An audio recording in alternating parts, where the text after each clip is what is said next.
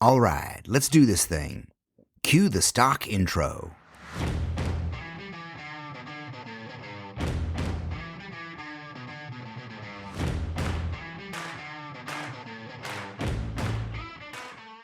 Howdy, it is me, the king, the great one, your guru, the truth teller, James Victore, and this is The Right Questions. You are in the right place. This is the podcast designed to help you get paid to do what you love.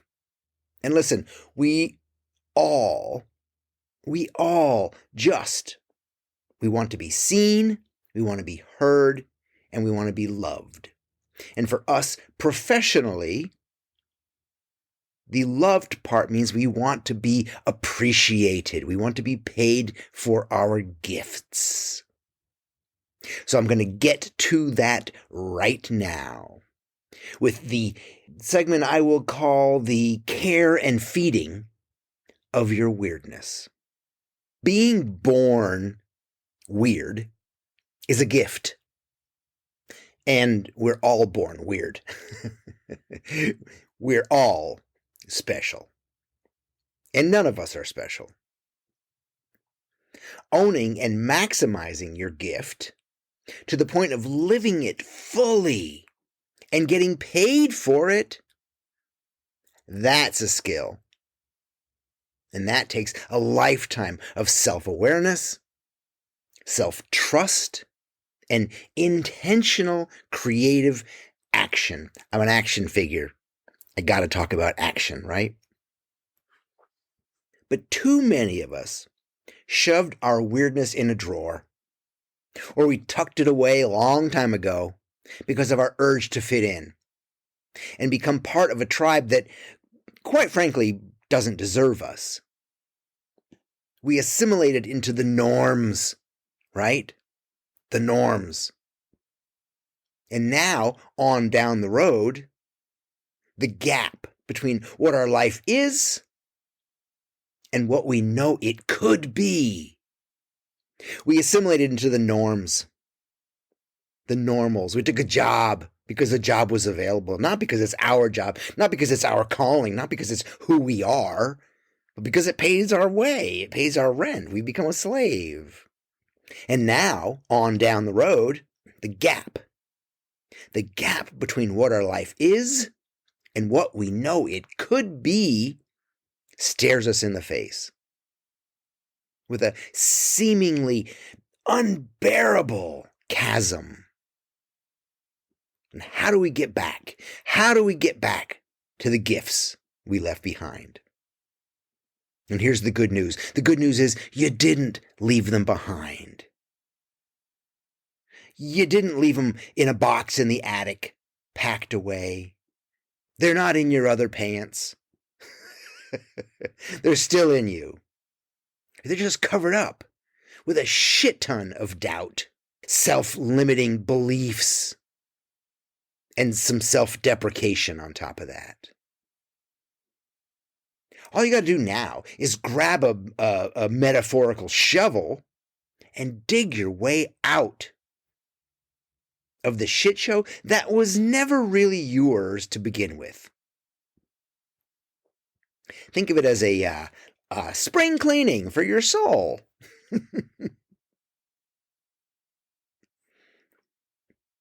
We're going to get a little Marie Kondo on your ass. Here's how to start. I have 8 points I want to share with you. And here's the first. Accept that you're already a fucking miracle. You are a fucking miracle. You haven't thought about this in a while. But you're a walking constellation of trillions of cells that somehow decided to get together and hold a human form together. And that allows you to move around on this earth and interact with other collections of cells. Your heart beats for you non-stop, every day of your life without ever having been asked.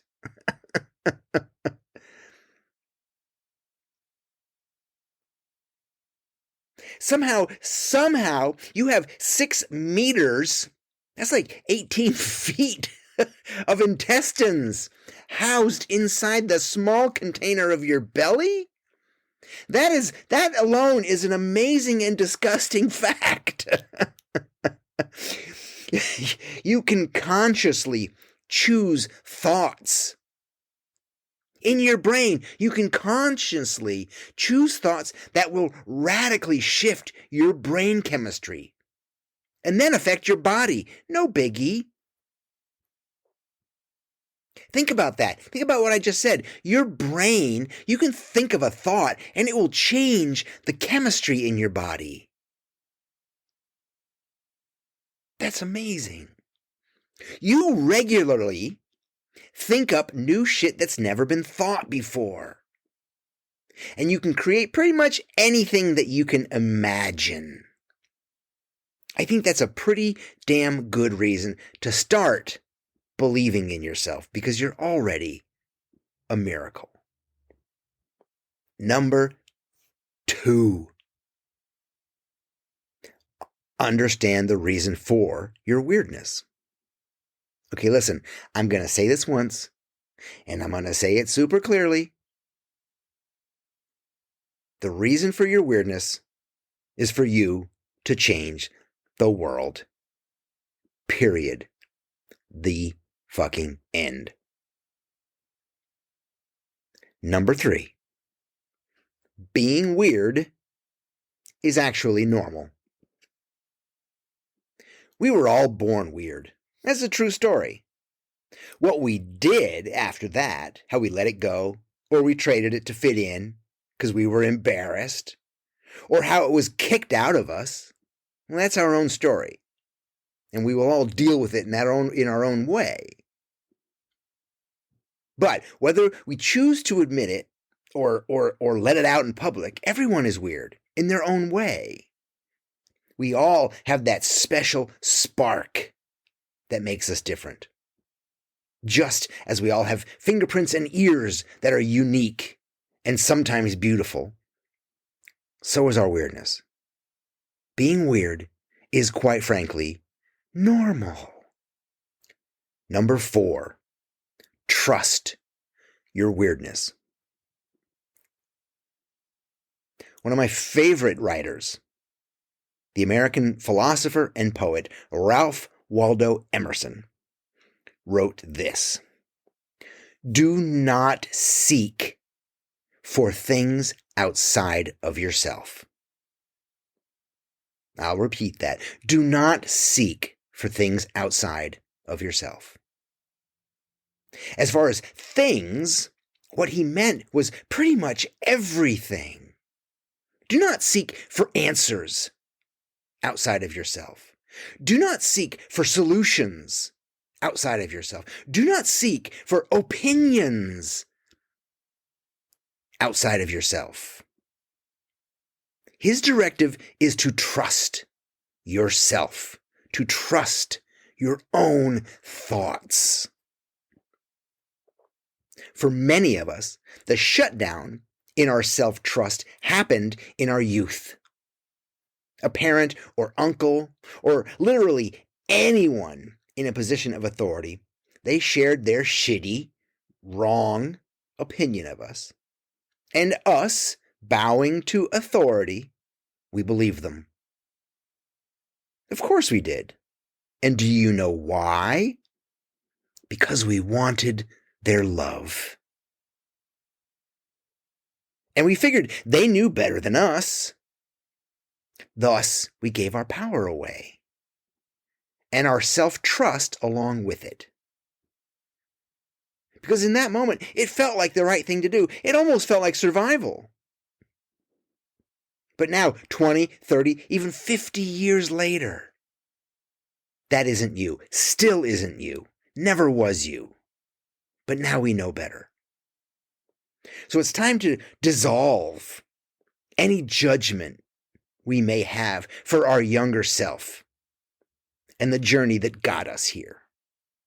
And it's time to forgive those who, out of spite, or ignorance, or lack of kindness, or even from love, tried to mold you into a shape that you are not. And it's time to cloak yourself in gratitude for coming this far. Then take a long, clear look at ourselves, here and now. Who are we, really? Who are we when we stop believing the stories other people offered us, and we start trusting our inner knowing? And what happens when we release all the labels we've created for ourselves and get down to the heart of our authentic expression? I'll tell you what happens. What happens is shit gets weird in the best possible way. Because the minute we place our trust in ourselves, it's like flicking the switch on in Yankee Stadium, boom, Klieg lights,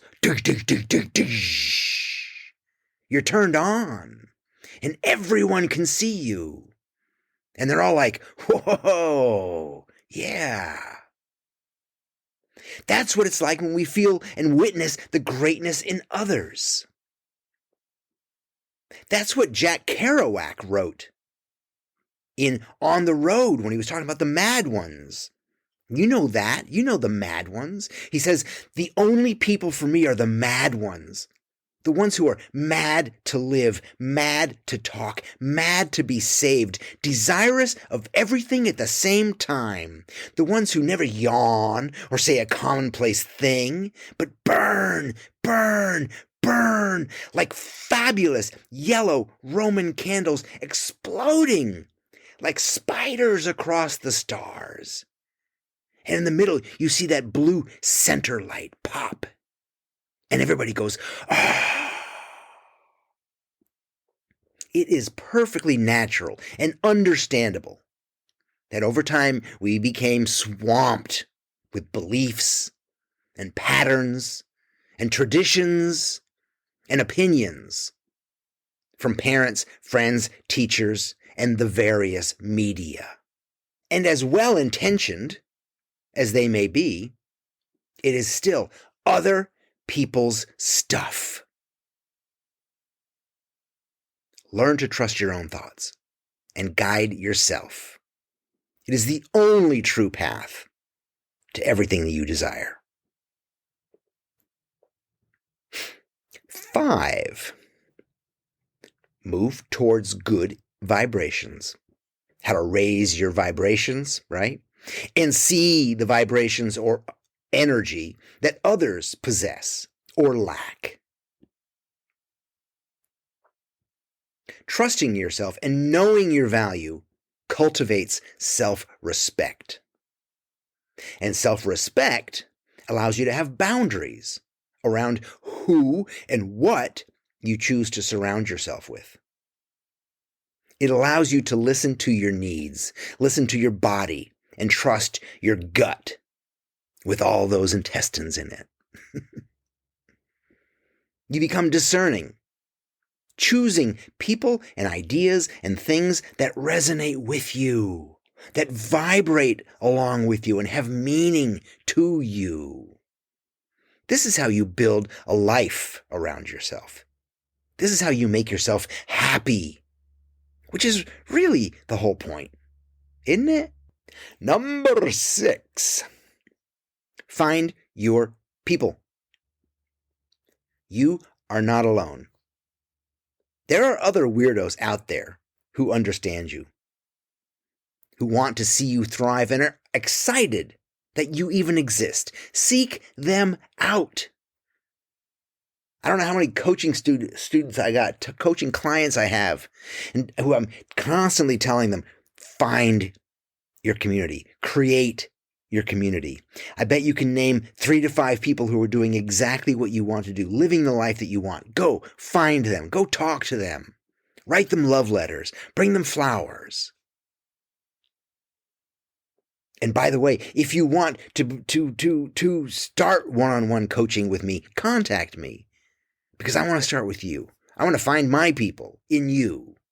You'll know these people by that vibrant I can do anything feeling that you're left with after spending time together. They feel like medicine to you. You see it in their eyes and their smile, and their excitement makes you excited. And when you connect, you both feel like more. You know, you ever have a conversation with a coworker that just kind of like goes droning on until you mention something that they're interested in, and that sparks their weirdness. Then all of a sudden it's like their eyes light up, and then they're in the conversation, and then you don't want to squirt out of the conversation. You don't want to leave. You're like, oh yeah, I'm there. Tell me more, right? Yes, and let these creative spirits fill you up and allow the natural sloughing off of others whose energies no longer speak to you. Sorry, there are people out there you just got to separate yourself from. You may be related to them. But there's nothing good in the obsessive energy suck of people pleasing. And as your own inner voice becomes clearer, and the power of your weirdness reveals itself, you will be less inclined to waste your energy on the people who just don't get you. And that brings us to number 7. Number 7. Not everyone will get you. It is literally impossible for everyone to understand and appreciate who you are. I found this to be true when I was judging poster competitions around the world. There was a period of my life where I was traveling all the time, and I was judging all these competitions, and I'd be all these different countries, and there'd be a panel of like 10 judges from around the world looking at posters that come from around the world, and how we could never agree. It was so hard to get, the French judges wouldn't agree on looking at these pieces, and the Russian judges would only agree on looking at the Russian stuff. And, we just couldn't. I realized as a creative, in order to, how can I make something? How can I make something that would make everybody here happy? And I realized I couldn't. I realized it was literally impossible to please everybody. So the only answer I'm left with is don't even try. Don't even try. And that's trying to get people to understand and appreciate who you are. Don't even try. Because we want to be liked by everybody. But some people just vibrate at lower frequencies, and we have to let them. As I wrote in my book, you are not for everyone, just the sexy people. And not everyone will get you. Number 8.